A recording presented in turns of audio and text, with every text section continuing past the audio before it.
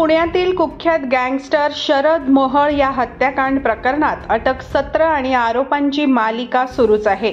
पुणे पोलिसांनी शरद मोहोळच्या हत्याकांडानंतर आतापर्यंत तब्बल 24 आरोपींना अटक केली आहे। पहिल्यांदा या प्रकरणात रविवारपर्यंत 13 आरोपींना अटक करण्यात आली होती। यानंतर नवी मुंबईतून रविवारी पुणे पोलिसांच्या गुन्हे शाखेने मोठी कारवाई करताना नव्याने 11 जणांना ताब्यात घेतल्यामुळे या प्रकरणातील आरोपींची संख्या आता 24 वर जाऊन पोहोचली आहे।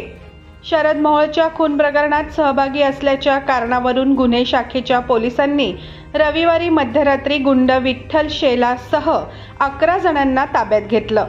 पनवेल ते वाशी दरम्यान गुन्हे शाखेच्या पोलिसांनी ही कारवाई केली आहे।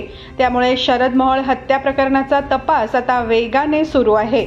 हत्या प्रकरणातील मुख्य आरोपी लवकरच पोलिसांच्या अटकेत येणार असल्याचा दावा पोलिसांनी केला आहे। मागील 2 दिवसांपासून गुन्हे शाखेचे पोलीस या आरोपींच्या मागावर होते, मात्र ते पोलिसांना हुलकावणी देत होते।